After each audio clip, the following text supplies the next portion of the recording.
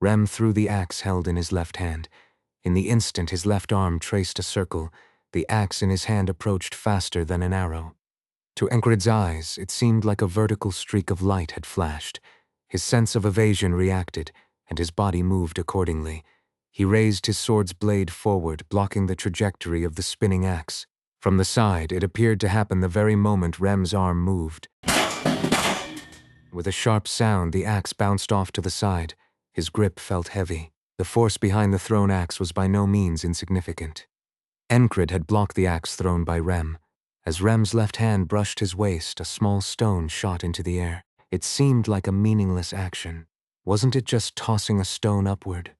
Thanks to the act of throwing the stone, an opening was created, and Enkrid didn't miss it. He narrowed his steps and activated the will of the moment, thrusting Ember forward. It was a sword technique called lightning thrust. It began with the muscles in his thighs, utilizing the full tension of his body to leap forward. He had wandered through the battlefield countless times before today. After seeing a knight's sword, he had trained over and over again, perfecting his thrust into an incredibly smooth technique. The streak of light flying towards Rem could not be ignored. Rem twisted the remaining axe to the side. When he blocked Ember with the axe blade, the sword pierced through half a span deep into the axe head. At the same time it pierced. The blade of Ember began to twist as it pierced through the axe. As Ember punctured the axe head, Rem twisted his wrist, letting the force flow through. If he hadn't done that, a dot would have been marked on Rem's head beyond the axe head. Rem also knew how to use the fluid sword technique. He was extremely skilled at it too. In terms of weapon handling, he was the most skilled among the company members. That much was acknowledged. Enkrid pulled Ember sideways as it slid off. The blade that had pierced through the steel was withdrawn. Since he had infused the thrust with the power of the middle sword technique, this level of force was expected. Enkrid attempted to strike again, but in the meantime, Rem took out a sling from his pocket, swung it around his head in a swift circle, and the stone he had thrown earlier snapped perfectly into the leather sling. Immediately, a loud whizzing noise echoed in the air. It was a sequence of movements as if they were showing a pre-rehearsed play. Rem had anticipated everything up to this point. Anticipation, prediction, calculation, and quick thinking. This was the direction of a fight driven by the correct sword technique. I've been outmaneuvered. Enkrid, who had also trained in an unnamed correct sword technique, realized here that his calculations had fallen one step behind. The sound rang as the stone flew toward him. It moved faster than any dagger Jackson had ever thrown. It was several times faster than the axe that had flown earlier. The sense of evasion rang out in alarm. Enkrid felt a burning heat in his eyes and head. His concentration flared up like never before. Activating his sense of evasion to the fullest, relying on his sixth sense, he dodged the stone. Pivoting on his left foot, he threw his body sideways as if flying. The stone whizzed past, grazing his hair, and flew behind him. A loud bang erupted from behind, as if a boulder had fallen from the sky. Enkrid had no time to catch his breath. He had avoided the stone, but in doing so, he had exposed an opening to the incoming axe blade. His stance was broken. Huff. Enkrid cut his breath short, swallowing it, as he swung his silver longsword vertically from bottom to top. He reversed the middle sword technique's vertical slash. As a result, Rem's axe, which had been flying toward him, suddenly pulled back. Crazy. It was a trick. If even the sense of evasion was deceived, it meant Rem had been serious until just before the attack. Then, a second stone flew toward Enkrid, and while dodging it, he nearly had his neck grazed by the axe blade. If it had connected, his neck would have been sliced halfway through, and he would have been dead. Why was he still alive? Instinctively, he had tilted his head back, and in the last moment, Rem had also pulled back his strength. You could die if you keep this up, Rem said, catching his breath after a few moments. Then I'd at least enjoy it properly before going, Enkrid replied, getting up from the ground where he had fallen. Dying during a sparring match? Is that what you call fun? Rem asked, with a look of genuine disbelief. Without any change in his expression, Enkrid answered. Yeah, it's exhilarating. You mad bastard. Rem couldn't help but voice his true feelings, yet the sparring continued after that. Enkrid especially kept learning new things. He learned many things from Rem, particularly how to handle a variety of weapons. Do you know what the best training method is for dealing with axes, spears, maces, flails, and such? Enkrid didn't respond because he didn't know. Rem didn't wait for an answer either. This was said after nearly 2 weeks of training, where it felt like they'd dipped their toes halfway into the river of death. Try using them yourself. And so Enkrid did just that. For the remaining 2 weeks, he used maces, axes, spears, and halberds.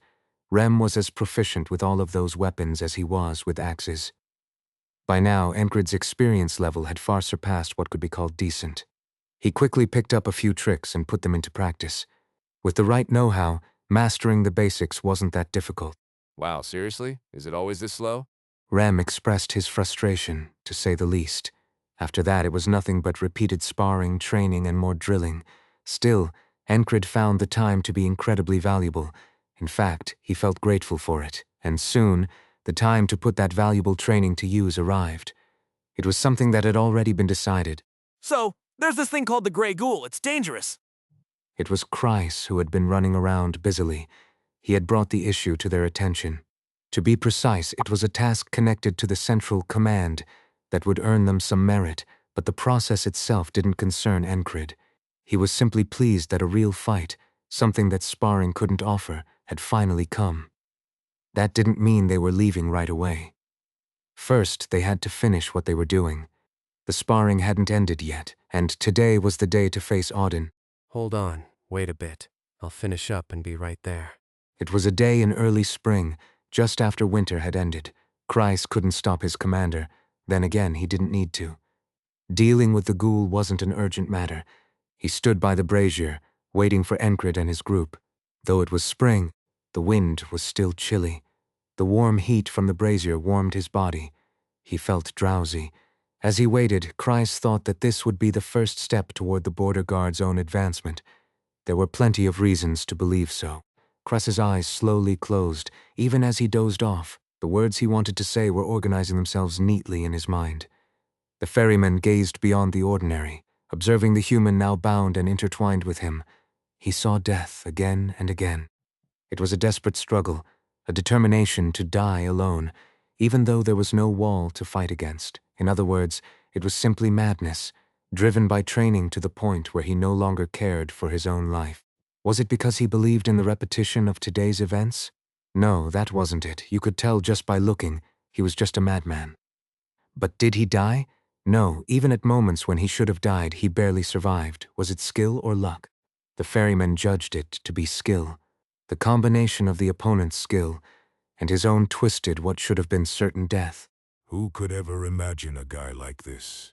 Today's ferryman spoke in a light tone. He continued to observe his target. There would be no more praise now. He was the type to take praise and use it as motivation to push further. So from now on, he would just watch. Crazy bastard. Saying it again, today's ferryman showed a capricious side. Unable to hold back, he left his words in Enkrid's mind while he was temporarily unconscious. It was praise. Enkrid, who had briefly entered the mental realm, opened his eyes and tilted his head in confusion. The ferryman had lived for a long time, and those who had lived long tended to develop sharp instincts over time. With just a glance, he could read what was on Enkrid's mind. He understood what the look meant. Enkrid's eyes asked, "Aren't you busy?" I'm busy. The ferryman shouted. The mental world blurred. In truth, there was nothing to be busy with. Watching was his life and his entire purpose. Enkrid opened his eyes and recalled the last moment. Auden's fist had curved, striking his head. The flow, the process, and the trajectory were all vividly clear in his memory. I stepped. He had made an evasive maneuver, but Auden had moved his feet in sync with him. Despite his large frame, his movements were incredibly nimble. Usually, a hit like that would cause one's memory of the moment to break. But whether it was due to the heart of the beast or his efforts to absorb every trace, skill, movement, and force of his opponent, until the last moment, his memory didn't fail him. I dodged just before it hit. He had let the impact flow through his body. It was a technique he had learned from Auden, and now had ingrained in him. I was inspired by the commander's snake sword. Auden had said, applying it to create a new technique. Enkrid felt it all over again. Auden was a genius too, to see someone's sword and create something new from it. Rem, Jackson, and Ragna all did something similar. They were all geniuses. But Enkrid didn't feel a sense of loss because of it. When the sparring ended and he entered the barracks, Kreis was there, leaning against the table and the brazier. He was sitting in a chair, nodding off as if sleep-deprived. Esther was also in one corner of the room. She looked at Enkrid indifferently. "You're here?" That was her way of greeting. Yeah. She shifted between the appearance of a panther and a human, and today she was in human form. She still wore her black robe, but unlike before, underneath it, she now wore a dark red, soft shirt. After being told to cover herself under the robe, she had done so. It suited her well. Oh, you're back? Kreis woke up to the sound of movement. After mentioning the Grey Ghoul and rushing off for sparring, he ended up taking an unplanned nap. It was brief, but he felt refreshed. Ugh, I've been overdoing it lately. I need to find some good medicine. Hasn't Jackson come back yet? Jackson was the one who supplied Kreis with various medicines. While Kreis had sourced a few himself, Jackson was more of an expert when it came to herbs and tonics for rejuvenation. He'll come back when he's ready. Enkrid truly believed that. Kreis didn't bother looking for him either. Well, shall we begin the explanation? Kreis said, wiping the sleep from his eyes. In all things, sequence and causality are important. There's a difference between doing something with knowledge and doing it without. That was how Kreis saw it. However, Rem and the rest of his company thought differently. Ragna had been sleeping more often lately. Rem, unconcerned, went off to either make slings or sharpen the weapons Enkrid had brought back on a whetstone.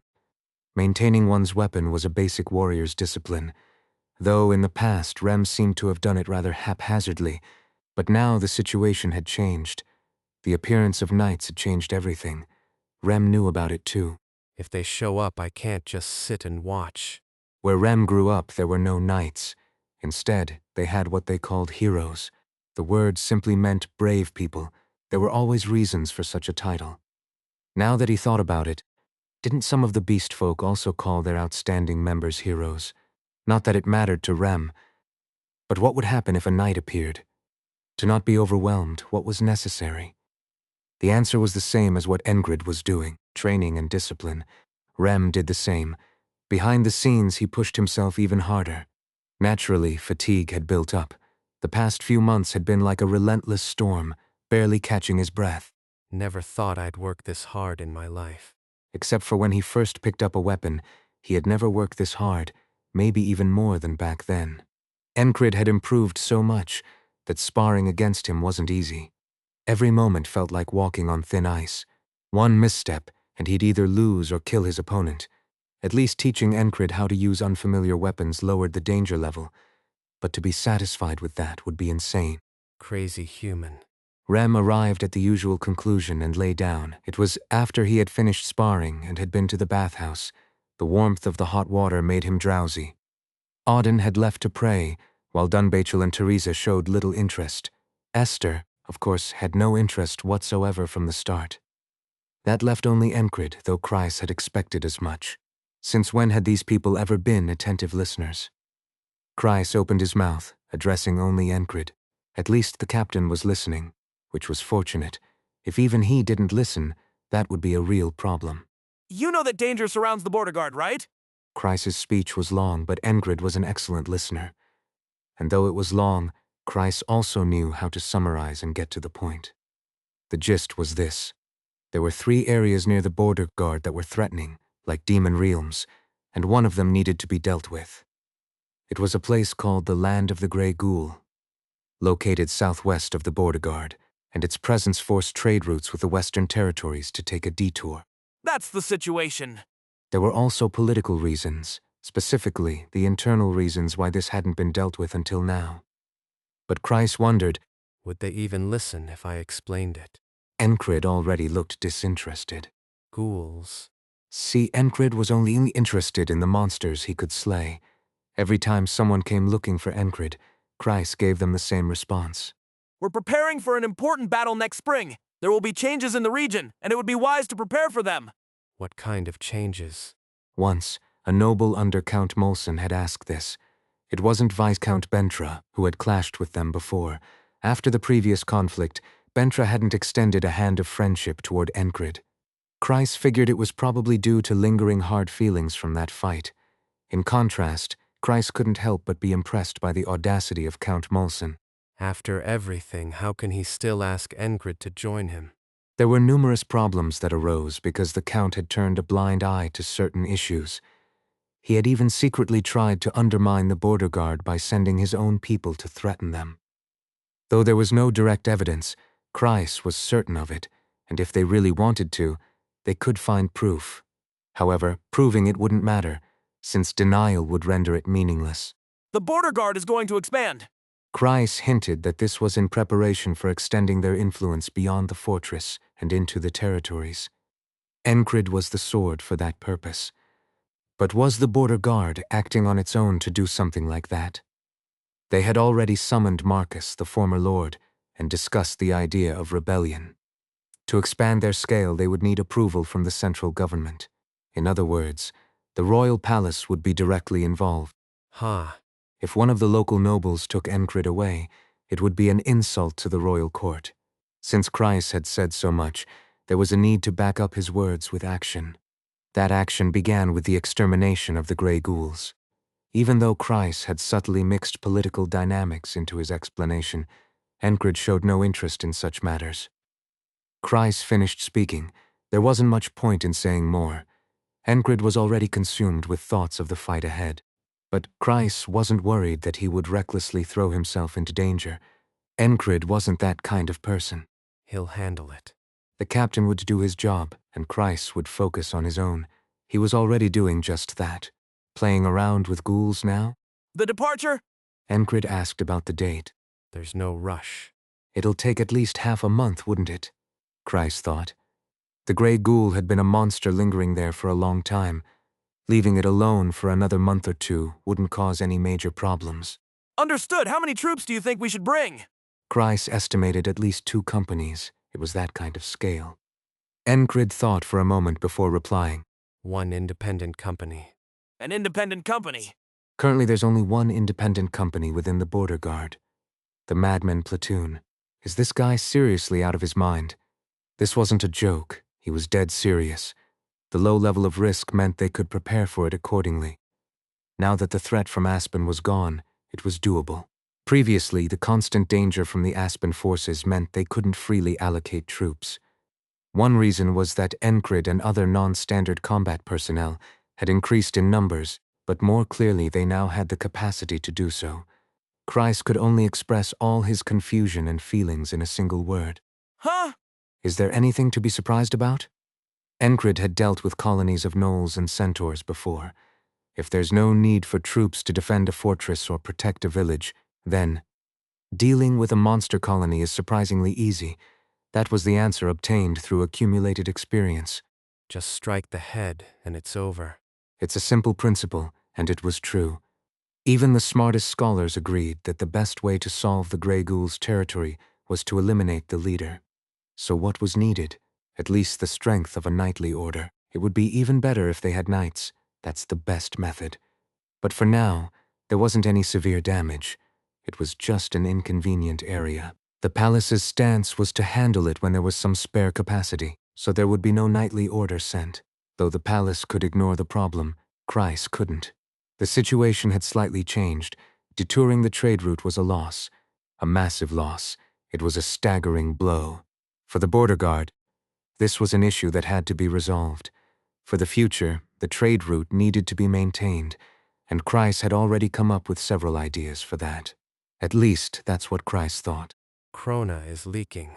It's common knowledge that the longer transportation takes, the more silver coins slip away. So, they had to resolve it.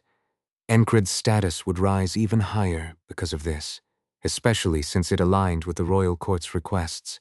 In short, this was something that had to be successfully and steadily dealt with. Seriously? Seriously. Why? Because that's all we need. Did you get hit in the head during training or something? By the way, why are you still speaking informally? I'm too shocked to care. I'm shocked. When will this guy ever act normal? Enkrid smacked Kreis on the head for his rude gaze. Ow! I could have split your head open. That statement was no lie. Kreis endured the pain. Only the Madmen Platoon would be going. Ah, well, it'll work, right? Enkrid was going himself. It was the commander's decision. Kreis could roughly understand the reasoning behind it. If they increased the scale and brought a larger unit, there would be casualties, some would be injured, and some would die. That was obvious. Was that the only reason? Not quite. There was a subtle excitement visible in Enkrid's eyes. It was because he was itching for a fight. Kreis had a strange sense of certainty. Enkrid asked. The central order came through? It was a close call, but yes, it did. The royal court had given a convenient excuse, and the request actually came through. There was a letter, too. Good luck. That was all, just 3 words. It was from the former Lord Marcus. He must be busy. Enkrid didn't bother with a reply. That was the end of it. Each person checked their equipment, gathered supplies, and Kreis did whatever he could to help with the preparations. It took only 2 days to get ready for departure. If they had decided to send a full company, it would have taken at least 10 days, but everything was kept simple. Kreis wondered if this was the right approach, but strangely, he didn't feel any ominous premonitions. Besides, not the entire company was going. Do we really have to go? As they were preparing for the march, Ragna asked with droopy eyes. He seemed to be turning into an old dog. If you're still tired after sleeping so much, just die. Rem blessed him. If you want to die, challenge me anytime. You can even ambush me while I sleep, though it won't work. Ragna politely declined the blessing. Do you really need someone like that? Enkrid thought for a moment. As long as the tactic of using a small elite force was effective, that was all that mattered. The most important thing for Ragna to do during the battle would be not to get lost. Take a rest. Enkrid left Ragna alone. What if the Grey Ghoul was powerful enough to require knights? That would be fun too. Enkrid was always thirsty for new challenges. This mission was like rain falling on parched land. He didn't worry about danger or what might happen afterward. That was Kreis's concern. He gathered information, analyzed it, and evaluated that the value of the Grey Ghoul's forest, now ruined. He concluded that the leader of the colony hiding inside wasn't as threatening as they thought. A ghoul that developed intelligence while leading a colony. It was a creature that defied the saying, talking about a ghoul's brain is nonsense. A ghoul that could think. One that lived hidden in the forest? What was the reason? Was there an abundance of food? Had its monstrous violence been curbed? Ridiculous. It developed intelligence, so it knew it would lose if it fought recklessly. That's why it chose to hold a strategic position and endure. Kreis concluded that this was the true nature of the Grey Ghoul. Well, if things go south, Enkrid will find a way out.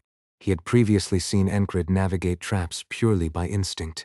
It was only natural for Kreis to trust him, and so, 2 days later, on the day of departure, Sinar joined them.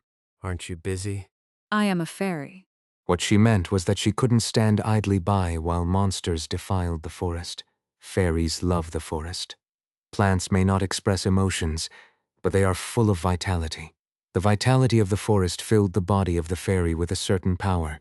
It said that if a fairy bathes in the forest, even mortal wounds can heal.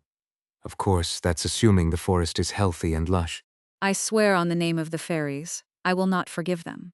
Enkrid nodded at Sinar's rather dry determination. Though it didn't seem like she was acting purely to protect the peace of the forest, she was more than capable of being part of the elite force. All right then. After a day's travel by carriage, they set up camp, laying stones, putting a pot on the fire, and preparing their sleeping arrangements.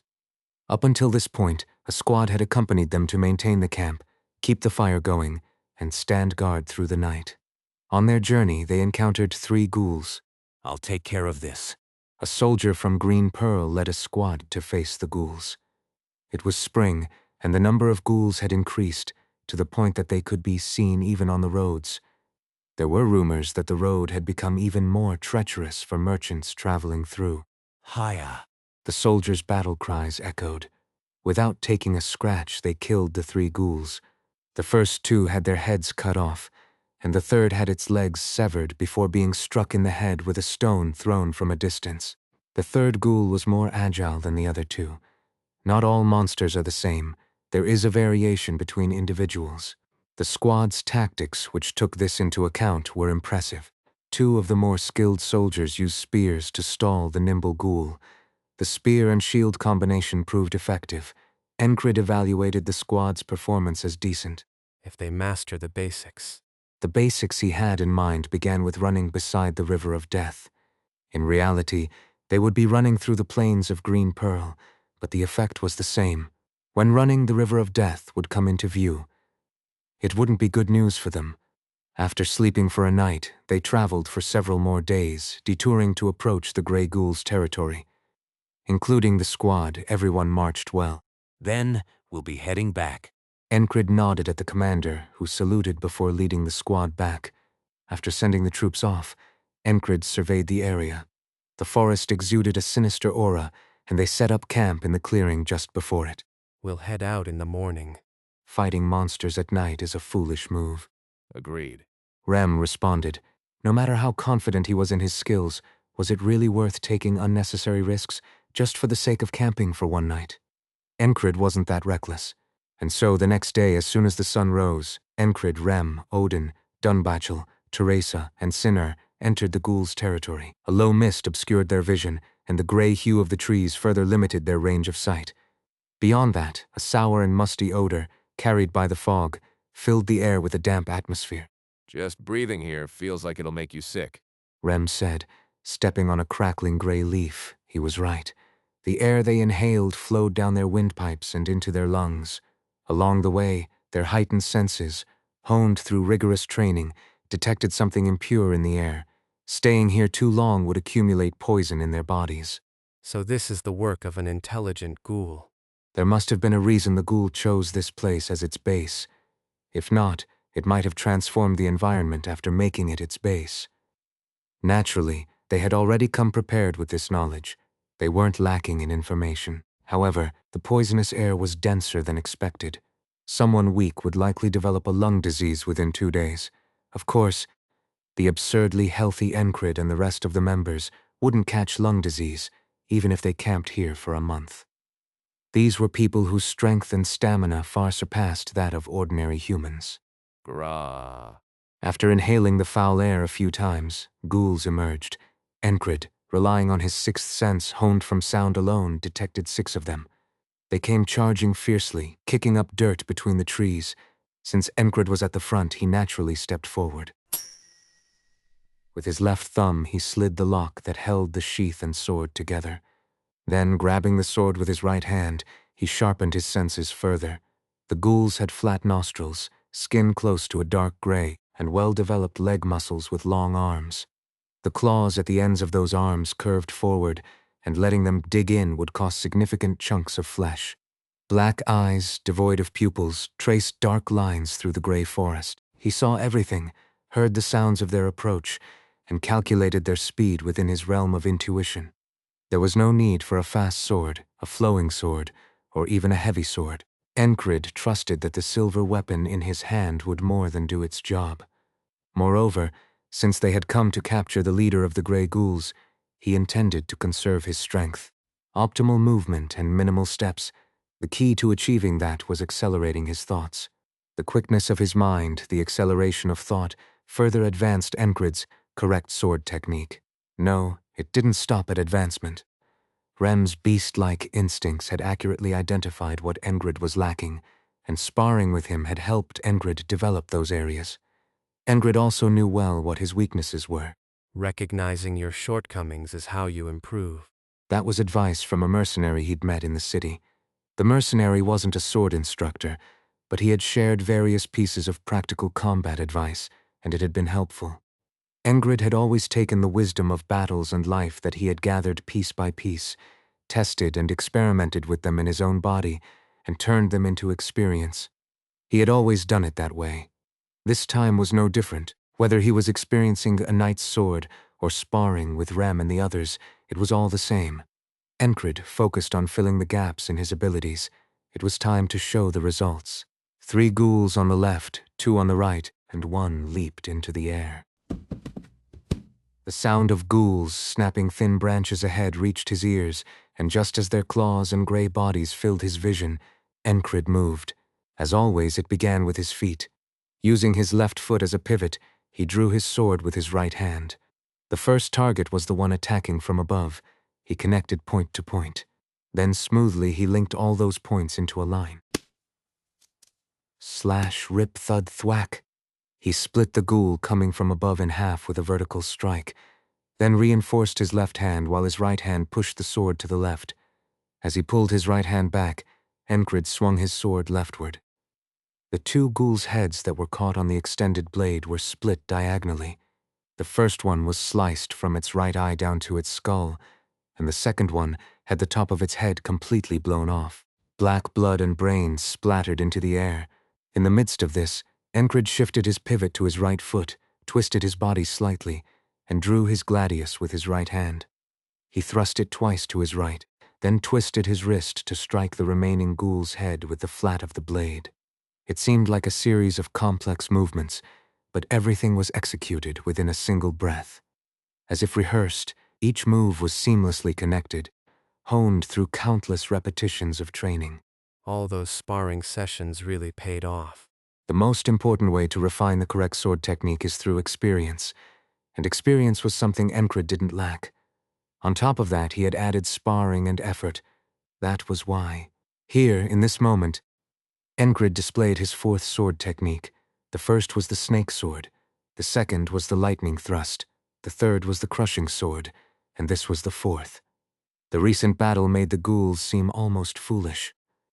It looked as if these stupid creatures were willingly running into his blade, but that was only possible because he had forced their movements.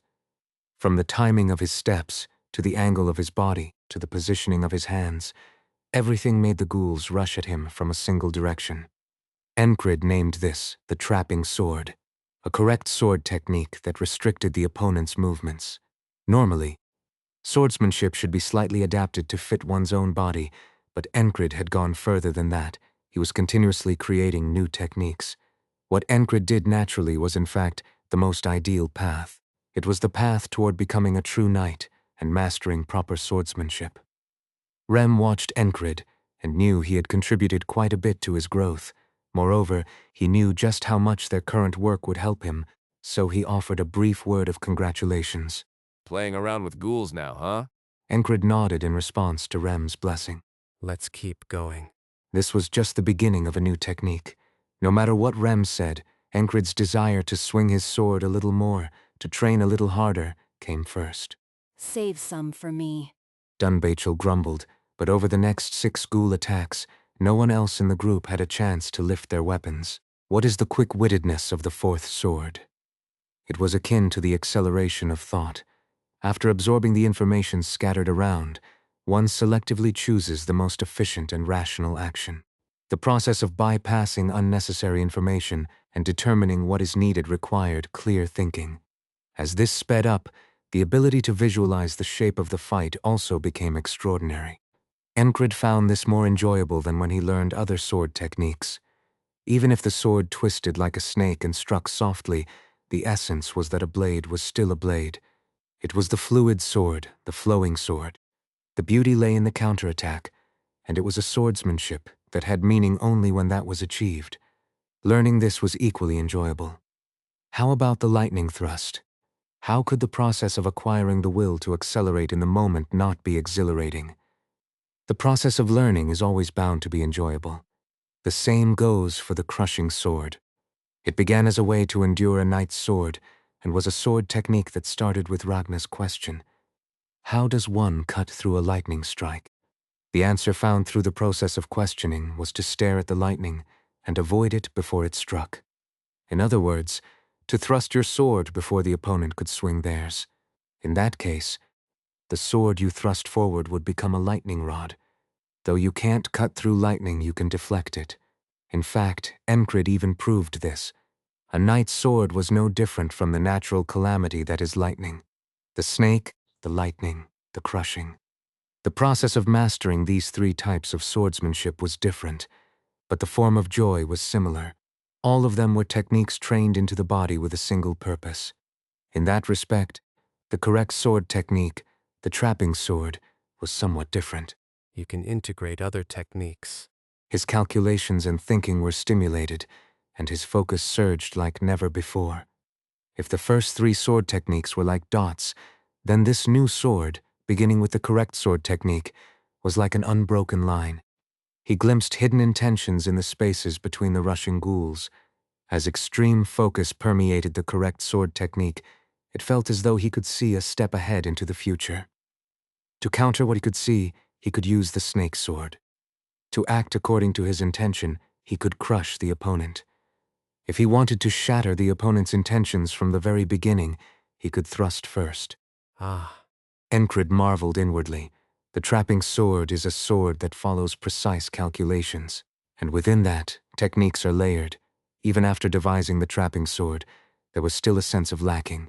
Now, he knew exactly what that lack was. You can only improve if you recognize what's missing. He recalled the advice of a certain mercenary, and so Enkrid did just that. He recognized it. He stared directly at it. What was lacking? Now that the form was there, it was time to fill it with substance. The snake sword had the essence of twisting and countering. The lightning thrust had the essence of preparing the entire body, starting from the feet to strike a single point. The crushing sword had the essence of intimidation, filling its core. Therefore, the correct sword technique and the trapping sword needed something similar.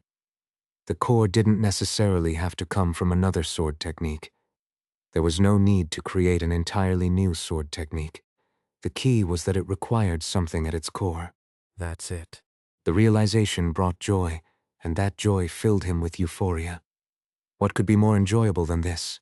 Under the pitch-black night sky, void of a single star, he swung his sword to glimpse the starlight. Even though countless days had passed, the light still had not appeared. Yet Enkrid didn't know what it meant to tire. He simply swung his sword. Even when he couldn't see ahead, even when he walked paths that were not paths, he never stopped moving. He walked and kept walking.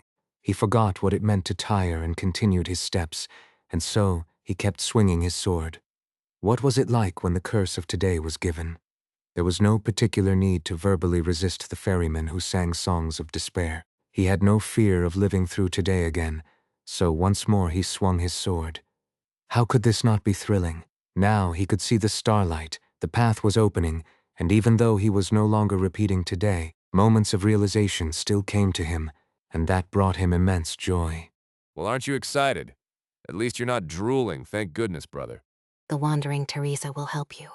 What help? There doesn't seem to be any room for you to butt in. Starting with Rem, voices chimed in one by one from behind. Only Sinar remained silent, absorbed in watching. That man's sword was changing in real time.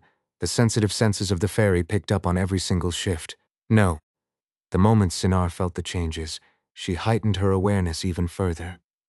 Of course, anyone watching from the side wouldn't have a clue. It would simply appear that she was observing. But Sinar was fully utilizing her fairy instincts, which allowed her to sense and learn. Enkrid filtered out the unnecessary information from what he was hearing. Listening to their chatter wasn't necessary at the moment. It wasn't something he needed to choose to focus on. More important now were the sounds of the ghouls stepping on the ground, and so Enkrid did just that. He sorted out the sounds around him and focused only on the essential ones. Pop! The sound of feet hitting the ground as something leapt. Crack, snap, crunch. The sound of branches breaking. Guarg! The grotesque wail of a ghoul, as if vomiting out something from its insides. Scholars who study monsters say that ghouls produce their characteristic wails because of the stomach acid burning inside them. The only thing that soothes that acid is human flesh. That's why ghouls eat people. Some monsters favor human flesh, but some are simply born that way. But that wasn't important information right now. It was dismissed in passing. The accelerated pattern of thought absorbed something new. Among the ghouls noisily blocking his path, a sinister killing intent mixed into the air. But unlike the others, this intent was silent. It was the opposite of the other ghouls. The creature moved stealthily, settling on a thick branch above Enkrid's head.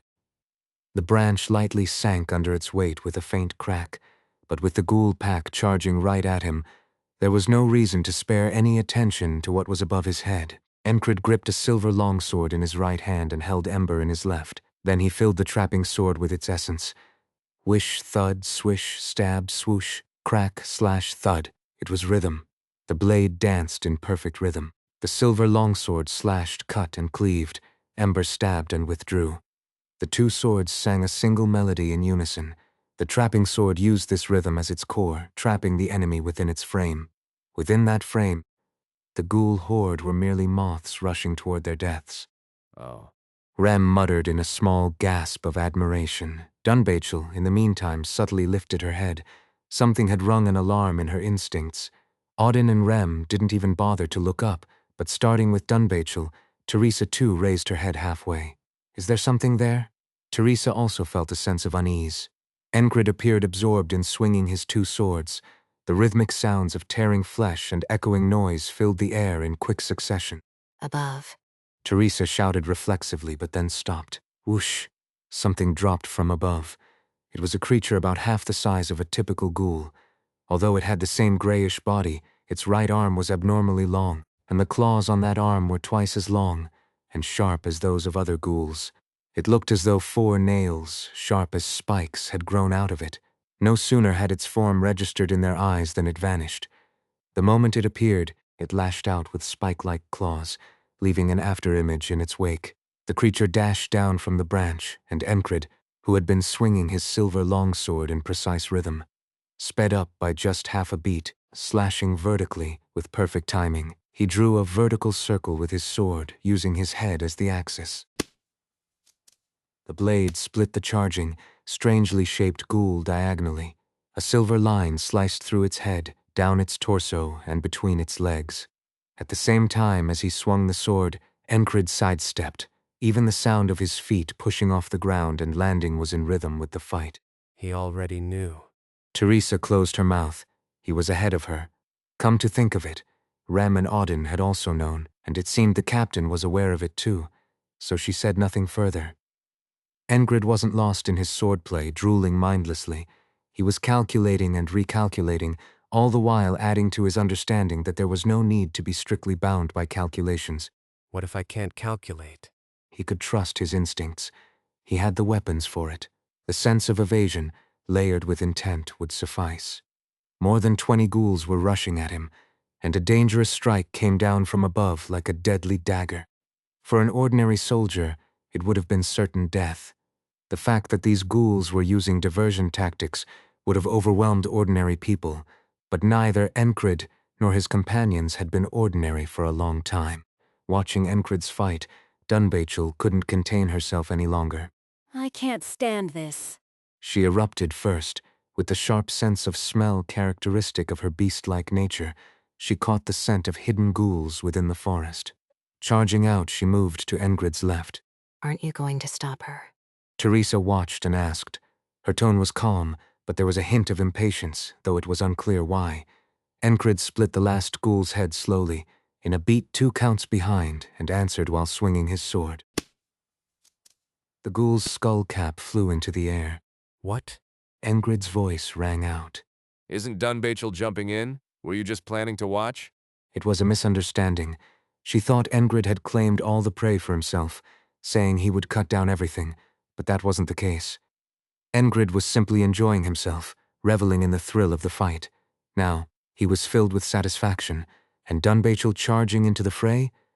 It was unexpected, but it didn't matter. More are coming. Sinar said. Even in the dense, malevolent forest, the fairy's senses were sharp. She detected the enemies before Enkrid did. In terms of detection ability, no one, neither Rem nor anyone else, could compare to her. Well then. Teresa stepped forward as well. Her blood boiled, making it hard to stand idly by. Was it the blood of her half-giant ancestry, or simply her identity as Teresa? There was no time to seek answers, so she ignored it. A large tree blocked her view, and she swung her sword without hesitation. The sword embedded itself in the middle of the tree.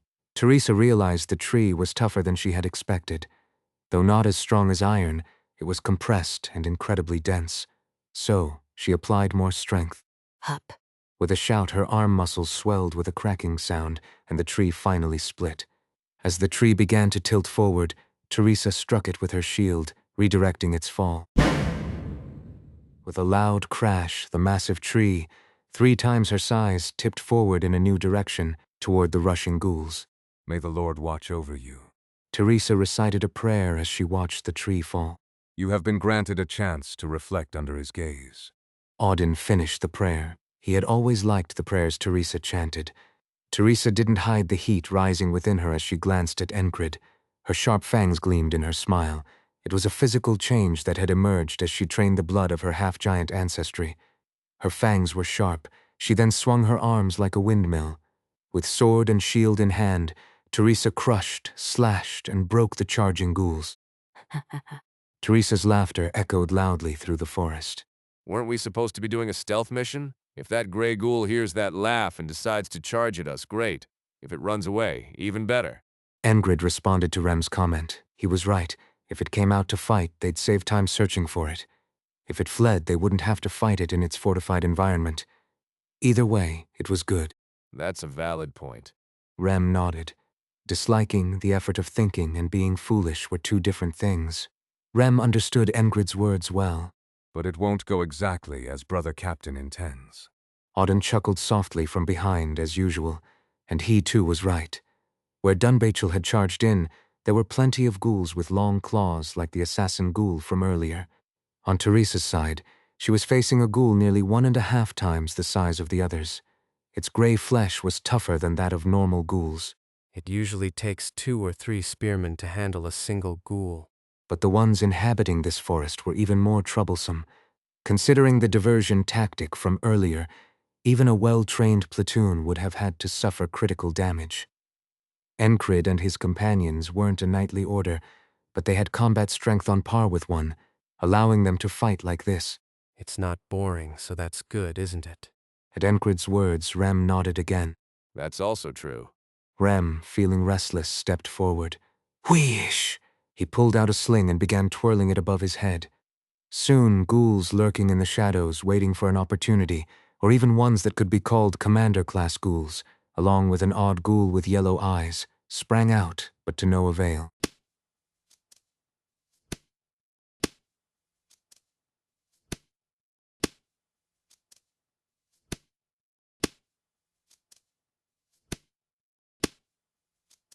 Stones that had been lying on the ground became Rem's weapons, along with his uncanny skill. 3 of his slings broke, and the stones he had hurled shattered the ghouls' heads without mercy. Enkrid didn't stop walking, yet he felt a faint sense of unease. A trap? It was just an instinct, but it felt that way. At that moment, Sinar approached from the side. Something feels off, my fiancé. Why does she never forget to use the word fiance? Enkrid thought as he replied. It's this way.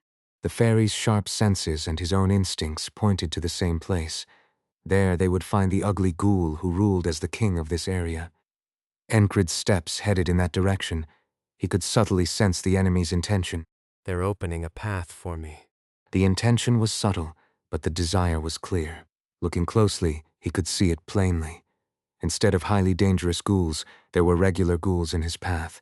These were still tough, with skin so thick and nimble bodies that it would take 5 or 6 spearmen to handle one. But compared to the stronger ghouls, they were weaker, and he could clearly see that these were gathering in one spot. The whole ghoul horde seemed to be herding him in that direction. They were deliberately creating an opening, subtly urging him to go.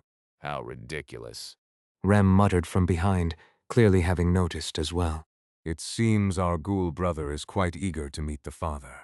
Auden quietly pronounced his death sentence. Without replying, Enkrid continued walking. Soon he arrived at his destination. It was a clearing where the enemy's intention was laid bare. Over 100 pairs of yellow eyes surrounded the area, serving as the undeniable proof. The fact that the roaming gray ghouls had settled in this land was due more to political reasons than geographical ones.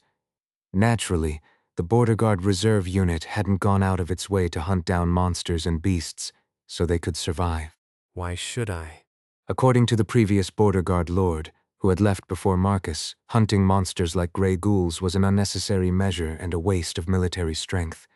As a result, they only dealt with monsters in a piecemeal fashion to maintain a few trade routes around the Penhanil River and some other areas. Even now, while the main road around Green Pearl had been cleared and a road connected to Martai was opened, it was still far from perfect.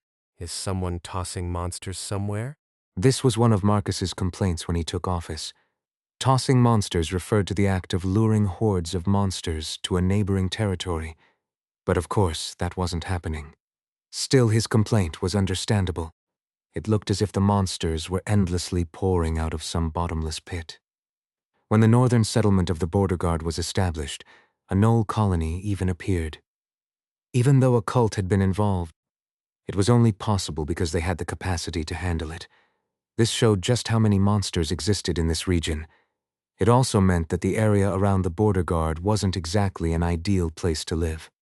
For these reasons, they had mainly focused on defensive strategies when dealing with monsters, avoiding preemptive measures to wipe them out. The reason for sticking to a defensive strategy was clear. Losing troops would make it difficult to fend off the threat from Aspen. The monsters surrounding the area weren't weak enough to avoid losses either. Around the border guard alone, there were more than 3 places that were considered no-go zones for any merchant, even though it wasn't quite a demon realm. These areas earned the nickname Low-Class Demon Realm. When a centaur colony settled in Grateful Forest, they had to deal with it early on, fearing the area might become a breeding ground for monsters and beasts. This was what Kreis had been trying to explain to Enkrid. Though there were plenty more reasons to deal with the situation, Enkrid didn't care to listen properly. What did past circumstances matter when you could simply slice through and eliminate the problem? And that wasn't entirely wrong either. The ugly ghoul was dead. The story could be infinitely long, but to put it simply, I got it first. My club struck first. it was the end of the moment when 2 superhuman-level forces were competing. Rem, armed with 2 axes and a flanged mace, used all 3 weapons. The most impressive moment was when he used the mace. After throwing his axes to the ground, he unslung the mace from his back and swung it down. Whoosh boom! A loud explosion erupted, and the mace proved what the word violence meant. It not only smashed the ghoul's head but obliterated the upper body as well. It was a perfect harmony of brute strength and technique. It felt as though a heavy boulder had plummeted from the sky. The combination of strength and the destructive power of the weapon created an unnatural level of devastation. From the ghoul's perspective, it was nothing short of annihilation. Rem bulldozed through everything that stood in his way, whether they were ghouls or anything else. His powerful strikes shattered everything in his path. Auden, too, wasn't idle. I send you to the side of the Lord. Despite being a living weapon himself, he wielded 2 clubs in both hands. The clubs, which originally had a reddish-brown hue, soon turned black as they absorbed the blood of the ghouls. Lord. With one shout, he took 2 steps. Between the 2 steps, the clubs swung left and right, crushing the ghouls' heads. It was precise, controlled strikes that delivered the necessary amount of force. Despite his large build, there was a surprising degree of finesse in his movements. Yet, this didn't detract from the sheer thrill of the moment. This blend of finesse and brute force created a clear path to the ghoul leader. It felt as though their roles had switched, but Enkrid thought that both Rem and Auden suited their current actions well. The ghoul leader, despite its intelligence in setting up some sort of trap, was defeated. They broke through. They smashed it. They crushed it. The ghouls had gathered and attacked, thinking they could create a trap, but what could they do? They were simply crushed by brute force. Moreover, it wasn't just those 2 who had come here. I'll fight too. Dunbachel was rampaging as well. This is unsettling, unsettling. Sinar had also drawn her swords. Just watch. The wandering Tressa is stepping in. Teresa, too, swung her shield and sword, drenching the ground in the blood of ghouls. This time, there was no need for Enkrid to step in, unbeknownst to him. From the moment he had started enthusiastically swinging his sword and awakening to the correct sword technique, everyone had already been inspired. Enkrid's battles, his way of fighting, just by watching, made others want to join in and heated their blood. Why wouldn't it? Even someone who had never held a sword before might think, could this be fun? And would end up gripping a sword just to try it out, captivated by the joy of watching him fight. It was as if he was dancing with his shoulders while fighting. How excited must he be to fight like that? It was no surprise that it influenced others. After meeting the knight, Enkrid's growth had been a source of motivation for everyone, and their combat abilities had far surpassed the average squire. At that level, they had put in even more effort. When Rem and Auden first heard of the knight, they realized they could no longer afford to fight half-heartedly. The same was true for Sinar. Deeper. She delved further into swordsmanship. Thinking it was complete was a mistake. There was no end. She had changed her mind. Now she had to walk and progress with her sword. It was the same for Dunbachel and Teresa. Some grew, while others finally unleashed their hidden strength. Fighting like that, even areas dubbed low-class demon realms, where it was once thought impossible to resolve without a knight's intervention, couldn't last a day. Even though the Grey Forest was vast, it was cleared in no time. Kreis had estimated that at least 2 companies would need to fight for 10 days, enduring losses to clear the battlefield. Yet it was completely dealt with in just 1 day. Many monsters had fled, but chasing after each one wasn't feasible. Is it over now? Rem asked as he wiped the black blood off his axe on the ground. In response, Enkrid shook his head. Since we're already out, let's finish everything before we head back. This wasn't part of Kreis's original plan. It would be better to handle them one at a time. There's no rush. That's what he had said. There were still 2 more areas nearby that posed a low-class demon realm level of threat. Kreis' plan was to return for supplies and rest, then take care of them one by one. But Enkrid changed the plan. Since they were already out, they might as well patrol and take care of everything before heading back. There was no reason to hesitate. The ground around them was littered with the corpses of ghouls. The surviving ghouls couldn't come near them. They were too busy fleeing. Let's go. Enkrid took the lead, and the others followed behind him. They made their way out of the forest. As they walked, Enkrid kept talking to whoever was near him. What was that sword technique earlier? The first person he approached was Rem. What do you mean? When you swung the mace, the way you did it was different from usual. Do you want to learn that too? Rem had hit the nail on the head. That's right. Enkrid wanted to learn. He didn't respond directly but waited for the next words. It wasn't like an answer was necessary. Rem stared straight into Enkrid's blue eyes. They were steady eyes that showed a strong will to learn. Was this just excessive ambition, or was he simply a madman? Rem thought it was the latter and replied, The destructive power changes depending on where you place the axis when you swing a weapon, especially with blunt weapons like the one I use. I told you before, every type of weapon has a different way to wield it. Enkrid was startled. Rem wasn't usually this articulate, such a smooth explanation. Are you possessed a demon? What? Why are you explaining so well? You damn. Rem suddenly threw a punch, which Enkrid caught and deflected, causing a minor scuffle, but it didn't slow their pace. As Enkrid briefly reflected on what he'd learned from Rem, he approached Auden next. That technique where you cut clean through. It's about controlling force. I'm more used to doing it with my fists. But just because you're holding something in your hands doesn't mean the technique disappears. You mix heavy techniques with speed and only apply force at the moment of impact. You have to know how to control your grip and manage the relaxation and tension in your muscles at will. Auden answered even before being asked. Is that Valaf-style martial arts? It's just weaponry. Enkrid sensed that Auden was hiding something behind the word just. But he didn't pry. What did the name matter anyway? How do I master the technique? Repetition, practice when we return. That was all Enkrid needed, if he could learn it. Afterward, he asked Dunbachel how to use a beastman's body, but Dunbachel was worse at explaining than Rem. No, considering today's performance, Rem could have been mistaken for an academy instructor. While Rem's explanation wasn't exactly that eloquent, it had left a strong impression. Everything is relative, after all. Why are you looking at me? Rem asked. Begun, demon. Came the reply. But it wasn't Enkrid who had said it was Dunbachel. Having watched Enkrid and Rem bicker earlier, it seemed Dunbachel had wanted to make a comment as well. Beastmen were vulnerable to their desires. If there was something they wanted to do, they had to do it to feel satisfied. While the frogman was dedicated to one clear desire, beastmen were more swayed by momentary urges. The results of that were, naturally, not always good. This was one of those moments. Dunbachel couldn't suppress her urge to speak. Here, I've got an axe. Just block it with your forehead. When Rem spoke so politely about smashing an axe into her forehead, Enkrid scrutinized him again, wondering if anything strange was emanating from him. There are no demons here, brother. Auden remarked, noticing Enkrid's wariness. Rem didn't actually swing the axe. When we get back, let's spar continuously. Yes, let's do that. Enkrid said, intervening just in time before turning back to Dunbachel to demand further explanation. Just run well and stab properly. Dunbachel replied when asked about handling a scimitar. Enkrid didn't seem fazed. This was fine. He was, after all, an excellent listener. After a few questions and answers, he came to a conclusion.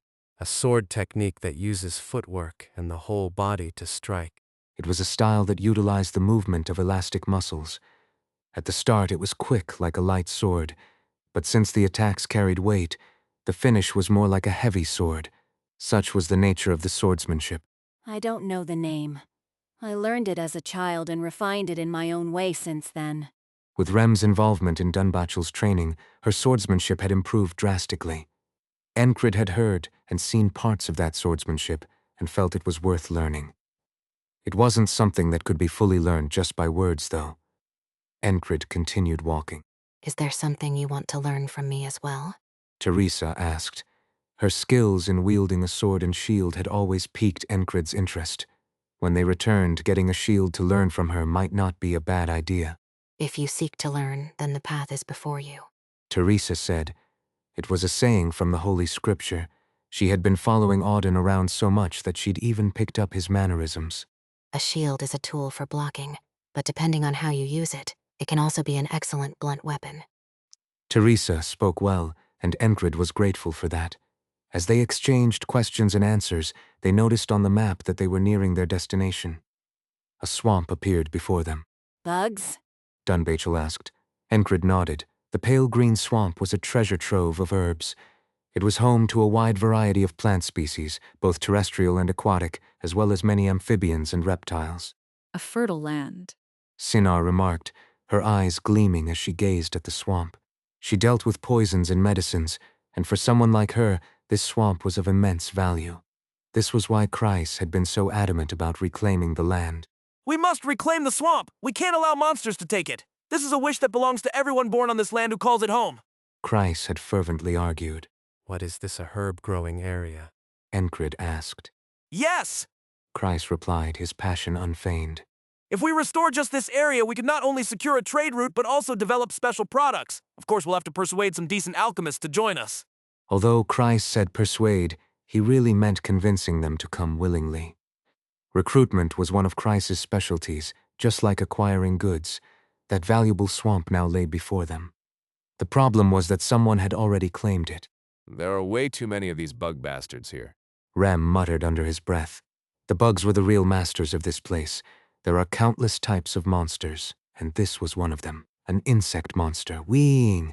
The buzzing of the bug's wings pierced their ears. Sinar's hand rested on her swords.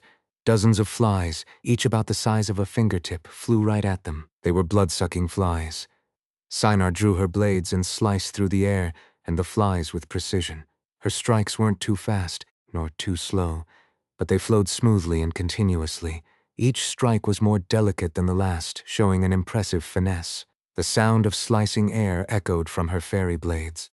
She had demonstrated this level of skill while facing the ghouls, but this time it was even more pronounced. Her swordsmanship, seemingly part of the fairy race's techniques, displayed an extreme level of refinement. She could probably slice through a leaf. Enkrid thought, and indeed it was true. Her swordsmanship was rooted in the delicate practice of cutting through leaves. Her blades slashed, curved, pierced, and cleaved, accurately cutting, breaking, and splitting the bugs' bodies. Sinar soon dispatched the bugs and turned back to the others. If you're not confident, you should step back. My fiancé can hide behind me if he likes. With an emotionless face, the inhuman beauty of the fairy spoke. Are you on drugs? Rem scratched his ears at her comment. The Lord watches over us, and thus even the smallest of creatures shall be sent to him. Auden replied with a prayer. Dunbachel raised her claws and, instead of using her scimitars, poked and killed the insects. Blood-sucking flies were a nuisance. One bite from them would drain your blood at 10 times the rate of a typical leech. However, they weren't particularly difficult to deal with. Even regular merchants could either avoid or swat them if they had the courage. If one wore layers of thick leather clothes, they weren't much of a threat. Of course, if you could stab and kill them with a sword or claws as soon as they appeared, Thick clothing wasn't necessary. Even Teresa, who seemed the slowest of the group, knew how to crush the bugs with short swings of her shield. Enkrid used the same method while moving closer to Sinar. Her swordsmanship was delicate. He observed the trajectory of the bugs, visualized their path as a line, and struck through the middle, killing them. Since sweeping them down in wide arcs was more efficient, he did so, and then spoke to the fairy beside him. That sword technique. Shall I teach it to you as an engagement gift? When are we getting engaged? When he responded to her joke with a joke of his own, Sinar's lips twitched. It was barely noticeable, but her mouth seemed to lift ever so slightly. Of course, her expression quickly returned to its usual stoic state. You are very greedy. Whatever she said, his desire to learn hadn't changed, and his eyes were filled with determination. He wasn't asking for secret techniques or hidden knowledge. The basics were enough. I know what I lack. He knew how to move forward. Enkrid was a seeker, driven by his desires. He had seen the direction his ambition pointed and wanted to walk that path. What was it that had led him to develop his own swordsmanship? It was because he had learned, practiced, and observed, and even now, Enkrid continued to do just that. That's it. Sinar said, turning her gaze forward after offering to teach him her swordsmanship later. Before her, and the rest of the group, stood the king of the swamp, a monstrous creature, 5 times the size of a wasp, with 6 wings and sharp fangs. It had a stinger similar to a bee's, a bloated abdomen, and a mouth that split open on both sides. Its name was Bell. The sound of its wings echoed all around. The creature was a terrifying sight, and behind it, a swarm of similar-looking insects followed. They moved as a collective, essentially one entity. They were far more troublesome to deal with than the ghouls. Pop, pop, pop. But as they charged, they burst and died one after another. The largest one, the so-called king, was killed by a rock thrown by Rem. This time I really killed it, right? Rem asked, still seemingly in competition with Audin as he turned around. Audin responded with a cheerful smile. Enkrid figured the religious bear would graciously let him have the victory, probably saying something like, "So be it." It was in his nature, after all. I didn't see it. Whoops. Enkrid almost stumbled mid-battle, but instead of falling, he used it as part of his footwork, turning it into a step forward. With a short horizontal swing of his sword, he struck 2 of the bugs, killing them with the flat of his blade. What could have been a mistake turned into a precise move. Claim what's worth claiming. I'm not making claims. I really didn't see it, brother. Audin was truly one of the madmen in their unit. Enkrid didn't pay it much attention. No point in arguing with people like that. Let's move. And so, Enkrid and the group finally arrived at the 3rd and final low-class Demon Realm area. It was the last stop on their patrol. Running and laughing, this time the opponent wasn't from the Demon Realm but a monster active on the slopes of the Penhanil mountain range. Wasn't this monster one of the 3 great calamities of the Border Guard? It was a serious problem for the royal palace and even for the Border Guard itself, but they didn't consider it a full-blown calamity. It was a nickname whispered by the villagers and merchants in the area. For them, it truly was a calamity. It was located 2 days away if they included breaks. Shall we run? Enkrid asked, but the answer was already determined. What's the point of wasting time? If it takes 2 days on foot, running without resting should do the trick. In that case, it would take half a day. Let's do it. Rem, leading the group, nodded, and so did everyone else. Enkrid started running. It wasn't a full sprint, but a moderate pace. Everyone else followed him. Sinar once again marveled at this man's decisiveness. Running there, huh? It was a method most wouldn't even consider. They had the stamina and sheer will to reduce a 2-day journey to half a day, and they actually did it. The intense running he made his soldiers do during training wasn't without reason. Fast marching was a priority in any army. Those who ordered it had to be better at running themselves, naturally. Who would follow someone who couldn't prove their own ability? They kept running and quickly reached the northeastern edge of the Border Guard, near the base of the Green Pearl mountain range. The master of the 3rd low-class demon realm was a group of 5 trolls. These creatures used the Penhanil mountain range as their base and wandered around. In reality, it wasn't the demon realm, but the fact that these 5 trolls roamed the vast mountain range, using it as a hiding place, that was the problem. Although it was called a low-class demon realm, The 5 monsters acted as if the entire region was their territory. They watched the merchant caravans, and if the group seemed even slightly weak, they would kill and loot them. At night, they also raided homes built near the city.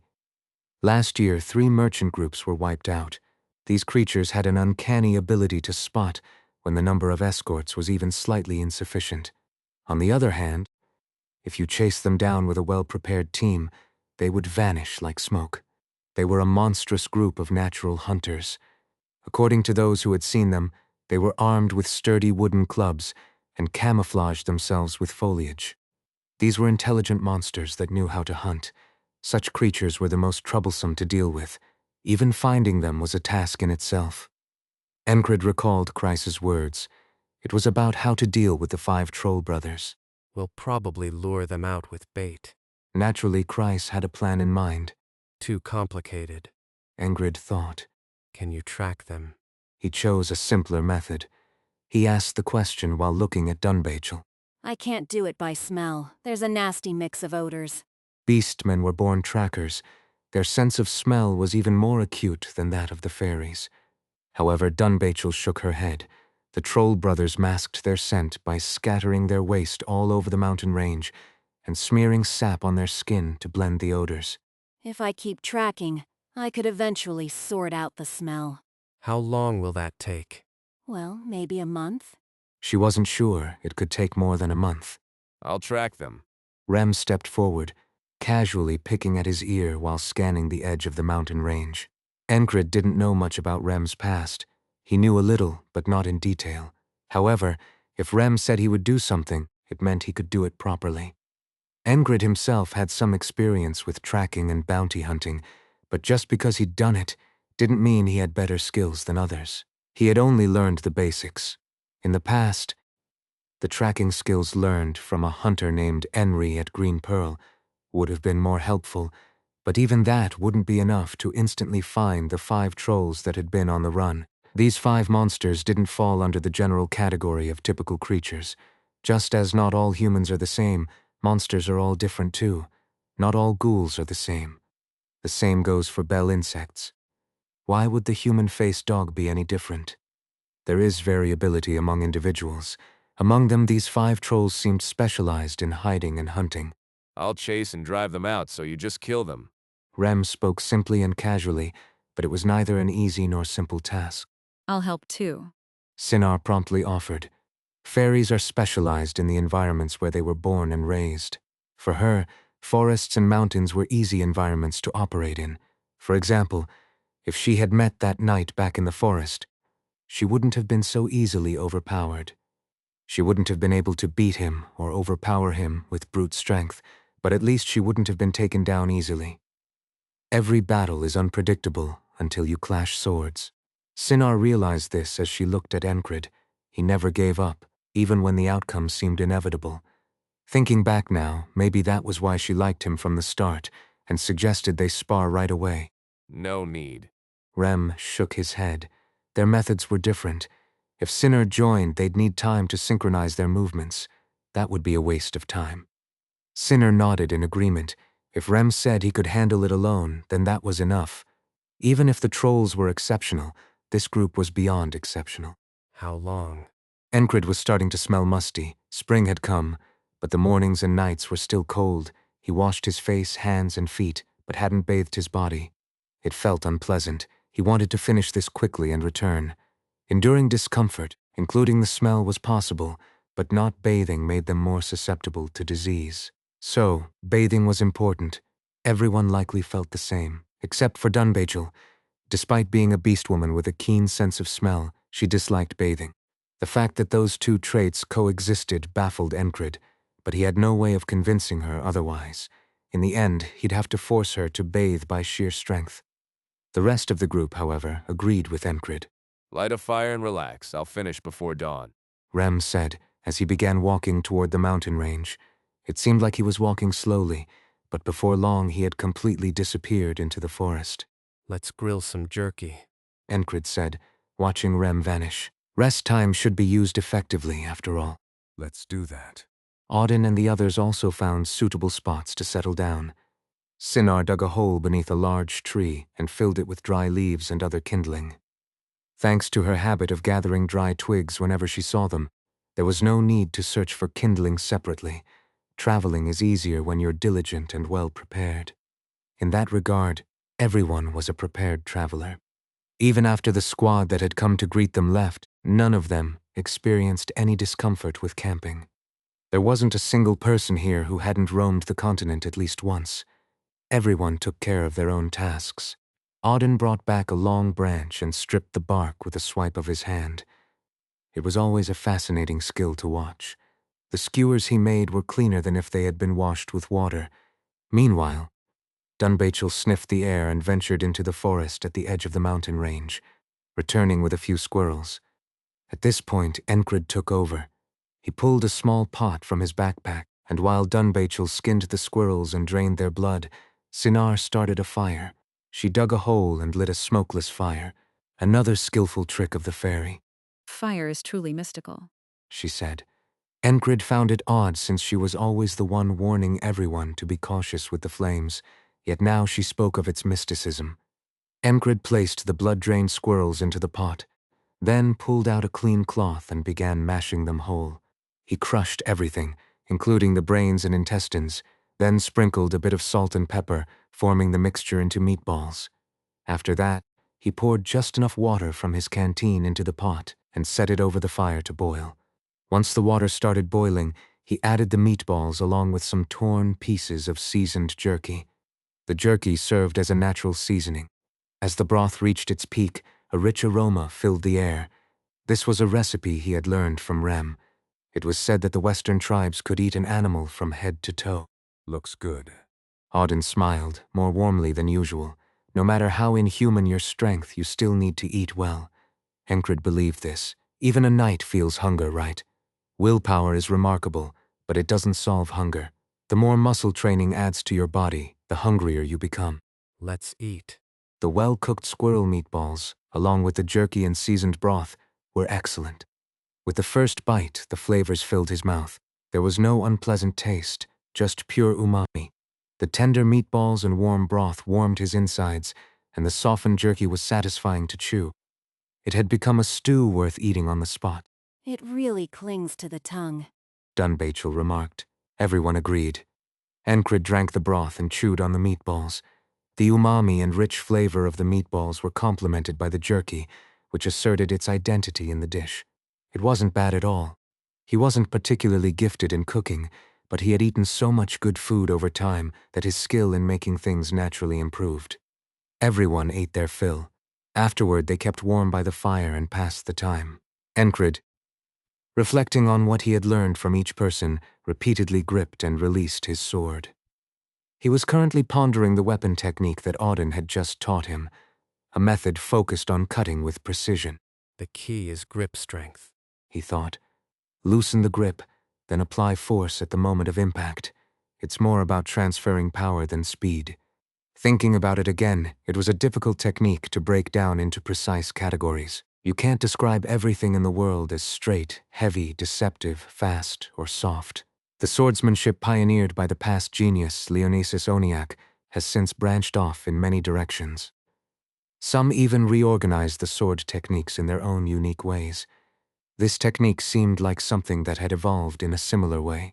Focus the striking force into a single point. Is that all there is to it?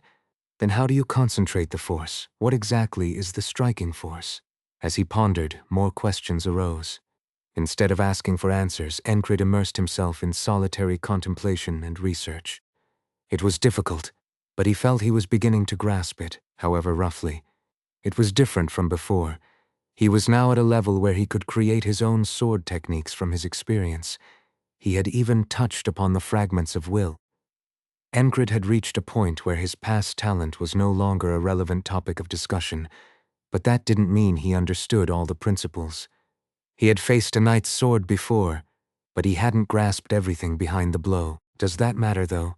No, it's not a problem. There's no need to understand everything. It's enough to grasp part of it and move forward from there. This is the path he walked, even when he had nothing. Now it was like walking on a well-paved road with signposts to guide him. Enkrid swung his sword into the air repeatedly, trying to grasp the technique. It wasn't just grip strength that mattered. It was about causing a burst of muscle power in an instant. How should he do it? He had to relax his muscles and then tighten them again. How does that transfer to the weapon in his hand? By applying tension to his muscles and then tightening his grip on the sword in one smooth motion. Without the isolation technique, this can't be learned. That was the conclusion. Thus, he could learn it. He already had the body built through the isolation technique. Amazing. Auden muttered as he watched. Enkrid lifted his head and met his gaze. The soldier, usually smiling like a bear, now had a serious, straight expression. He was genuinely surprised. The technique he had taught was one of the martial techniques of the Order. In the Order of War, various sects' skills had been incorporated, and this was one that had been restored and mastered. It was called Concentrated Burst. It was a modified version of an ancient technique, and Auden had thought it would be quite difficult for anyone to grasp its principles. But from what he saw, Enkrid had already figured it out. Can you do it? Auden asked. It'll require repetitive training. Enkrid replied. Knowing it and being able to immediately execute it with your body are two different things. Still, knowing itself was impressive. Auden had thought there was nothing left to surprise him, but this truly shocked him. Hadn't he already seen Enkrid learning martial techniques from Rem? His talent was unbalanced. It was the pinnacle of irrationality. A bizarre contradiction. He was terrible when it came to learning and mastering things, but then, at inexplicable moments, he would suddenly leap ahead in skill. There was no way to explain that process in words. It literally made no sense. Is he incredibly gifted? No, you couldn't say that. It was something peculiar and unique. It bordered on the mysterious, but this time it was different. He was struggling, digging deep, and exploring the process. Auden could see it. He didn't stop thinking, even when he had grasped the principle. It was a sustained force. From the moment Auden demonstrated the concentrated burst technique, Enkrid must have been keeping it in his mind the entire time. Though he had been asking various questions and learning different things, his main focus had been on perfecting the burst technique. What was surprising was that he prioritized his own technique while learning. It was a wise, intelligent, and commendable approach. Ha. Auden chuckled. There's still a long way to go. Enkrid replied. The sun was setting, and it seemed like they might spend another night here. Just as Enkrid finished speaking, a distant guttural roar echoed from afar. It was the sound of a troll unleashing its cry. Sinar, who had been poking the campfire with a twig, scattered the flames and muttered under her breath. Be careful with the fire. What was with this fairy and her constant obsession with fire? Enkrid stood up, but before he could react, someone else darted off like the wind. I'll go first, brother. The voice was unusually cheerful and bright. He didn't even have time to respond. Ha. Auden burst into laughter. For some reason, Auden was in high spirits. What's going on, you crazy guy? Rem reacted from the other side. Suddenly, his voice could be heard close by as he quickly approached. In the distance, the trolls came into view. 2 of them wielded clubs, while the other 3 held spears in reverse grips. It seemed that Rem was luring them by keeping his back exposed just enough, making it look like they were ready to throw their spears at any moment. Auden's burst of laughter seemed to have caught Rem off guard, causing him to halt, and the 2 trolls immediately took the chance to throw their spears. The spears, propelled by the full force of their bodies, sliced through the air with a sharp whistling sound. A loud swoosh followed.